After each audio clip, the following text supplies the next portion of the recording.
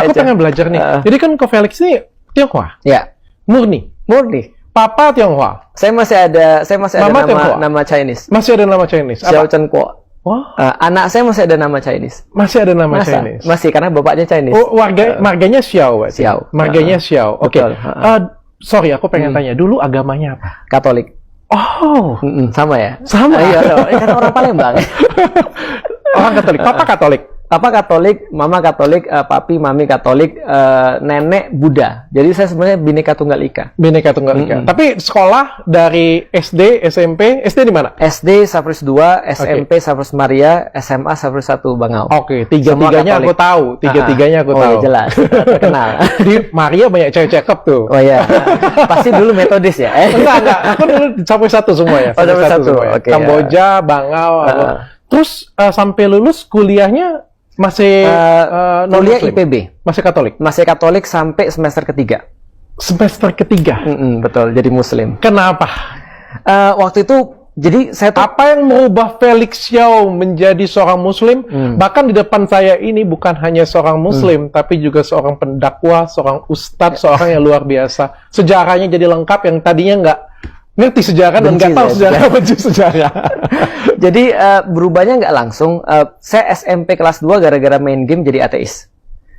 Jadi game saya kayak Final Fantasy, Xenogears dan segala PS1 lah waktu itu kan. Jadi ateis.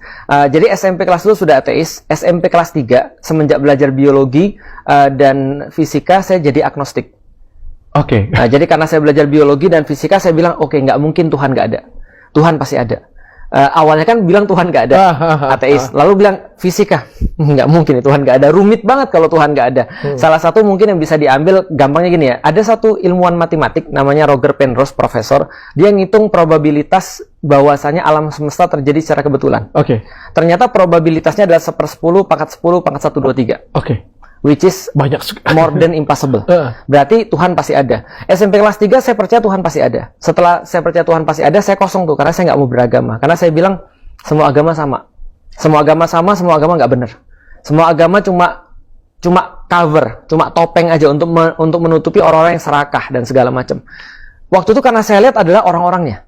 Oke. Saya ngelihat Katolik dari orangnya, saya ngelihat Kristen dari orangnya, Buddha dari orangnya, Hindu dari orangnya, terutama Muslim, karena display Indonesia itu ya Muslim. Makanya saya lihat nggak bener nih. Masa kemudian agama yang benar kotor, nipu, gitu kan ya. Kalau datang telat gitu kan ya. Kalau misalnya janji nggak bener, kalau misalnya kerja nggak serius dan seterusnya, ini nggak bener, nggak mungkin agama yang benar. Tapi setelah saya masuk ke IPB, ternyata apapun yang saya lihat tadi, saya baru ngerti ada beda antara Muslim dan Islam. Dan bedanya bukan kecil, bedanya jauh. Bedanya Muslim dengan Islam? Jauh banget. Apa itu bedanya? Aku sendiri juga nggak tahu. Contoh, ternyata pas saya masuk Islam itu, waktu itu, nggak semua orang Muslim itu sholat. Itu pertama, jelas. Tidak banyak semua banget orang Muslim sholat. Okay. Padahal sholat kan Islam. Bener sih, karyawanku juga banyak yang nggak sholat. Kalau dia sholat pada saat itu, kita tanya lagi. Dia ngerti nggak suratul Fatihah artinya apa? Okay. Kalau dia ngerti suratul Fatihah, kita tanya lagi. Dia udah baca tafsirnya seberapa banyak? Okay. Nah, itu yang membuat ternyata Muslim itu tidak merepresentasikan Islam. Seperti yang dokter lihat. Muslim tapi kok anarkis. Kalau dia Muslim, dok, jangankan anarkis, jangan ngegerbek orang lalu kemudian pakai fisik. Dia nodongin senjatanya nggak boleh, dok. Kalau Muslim. Karena pernah terjadi satu waktu Rasul katakan gini, ada seorang Muslim nodongin senjata pada Muslim yang lain, maka dua-duanya itu sudah kena dosa.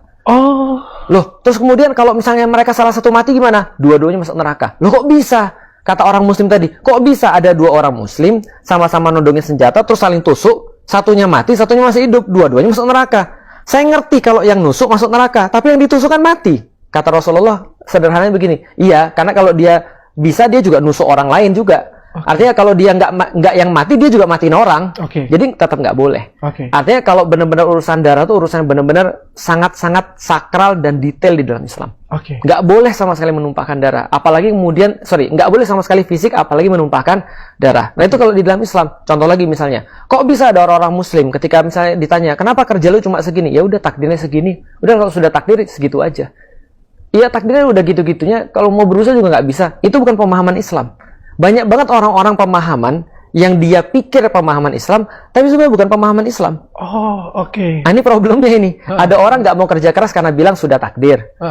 Kenapa kamu kayak gini-gini aja? Ya, namanya sudah takdir. Kenapa nilai ujianmu dapat 3? Ya sudah takdir saya. Itu bukan pemahaman Islam. Oke. Nah, makanya kalau kita lihat beda jauh sekali antara Muslim dengan Islam. Ngomong keras pada orang tua, nggak simpatik terhadap orang dan seterusnya. Termasuk ya kita di Palembang lah, woi Cino. Apakah itu Islami? Nggak ada. Nggak boleh bagi orang-orang Muslim untuk menyakiti orang. Bahkan seperti itu aja ya, Nggak menyakiti secara kata-kata pun tidak boleh. Nggak boleh. Di dalam Islam, orang-orang yang bukan Muslim, yang kita sebut non-Muslim itu kan ya, itu tidak boleh disakiti. Baik secara verbal, baik secara fisik. Ada 3, kehormatan, darah, harta. Itu haram. Kafir lo, kafir! Nah, itu nggak boleh. Nah, kata-kata kafir itu boleh. Pengucapan yang kayak tadi itu nggak boleh. Nah, sentimennya. Makanya contoh, ada orang bilang, boleh nggak menyebut Cina? Saya emang nggak apa-apa disebut Cina. Kita Chinese kan. Tapi kalau misalnya Cina lo, itu kan nggak boleh. Nah, itu yang kita katakan itu nggak boleh. Nah, makanya itu kita katakan sentimennya nggak boleh. Tapi kalau Cinanya, kita memang Cina. Okay. Kafir itu boleh digunakan. Tapi kata-kata kafir digunakan itu nggak boleh. Okay, maka ada orang yang bilang, tidak boleh menyebut selain Islam sebagai kafir. Saya bilang, loh gimana? Itu kan aturan kita. Itu kan penamaan internal. Boleh saja, cuman nggak mungkin juga saya tiba-tiba bilang ke rumah, ke bapak saya, woi kafir. Kan nggak mungkin. Woi kafir sini lo. Kan nggak mungkin. Maksudnya gini, orang tuh nggak ngerti, maksudnya nggak ngerti kondisinya tuh kayak apa, konteksnya tuh kayak apa. Bahwasanya kafir itu digunakan untuk orang-orang yang bukan Muslim. Tapi kan bukan berarti kita boleh addressing orang bahkan sembarangan seperti itu pun Islam nggak boleh. Nggak boleh.